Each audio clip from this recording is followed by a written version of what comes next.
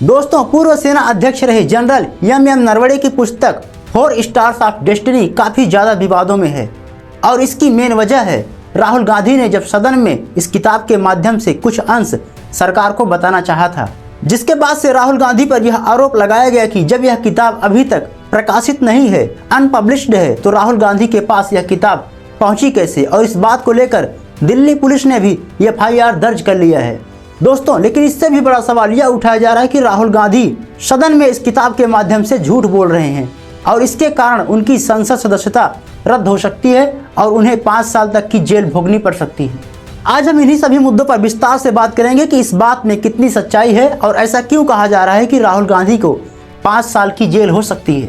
दोस्तों, संसद में जब पहले दिन राहुल गांधी आते हैं तो द वायर नाम की मैगजीन के एक आर्टिकल के अनुसार सरकार पर यह आरोप लगाते हैं कि जब भारत और चीन के बीच टकराव हुआ था तो भारत सरकार ने किस तरीके से नाकामी दिखाई थी और जनरल एम नरवणे ने जब सरकार से मदद मांगी थी तो सही फैसला देने में सरकार ने नाकामी दिखाई थी। और यही आरोप लगाकर राहुल गांधी सदन में सरकार की पोल खोलना चाहते थे।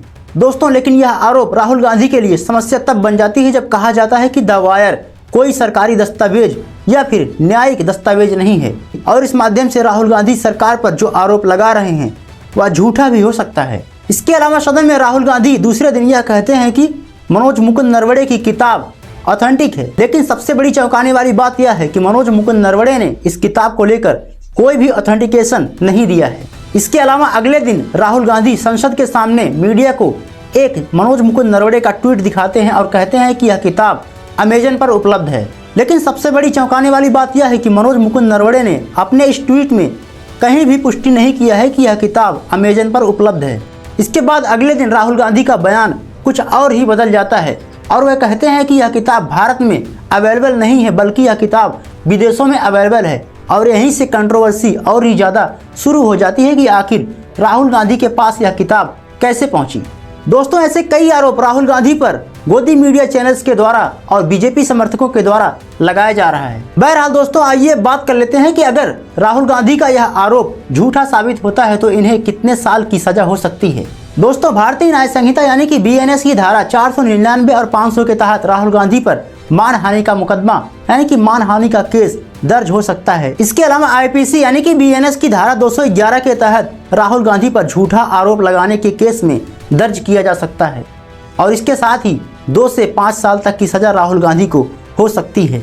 लेकिन दोस्तों, जब भी कोई सांसद संसद के अंदर कोई भी शब्द बोलता है तो उस पर मुकदमा इस आधार पर दर्ज नहीं किया जाता और यह पावर हर एक विधायक और सांसद को प्राप्त है। दोस्तों, इसके अलावा कई मीडिया चैनल्स यह दावा कर रहे हैं कि मनोज मुकुंद नरवणे और पब्लिशर्स यानी कि पेंगुइन है किसी भी दबाव में आकर इस आरोप को खारिज कर रहे हैं। बहरहाल दोस्तों, इन सभी आरोपों में कितनी सच्चाई है यह जो है मनोज मुकुंद नरवणे और किताब के पब्लिशर्स यानी कि पेंगुइन जानते हैं।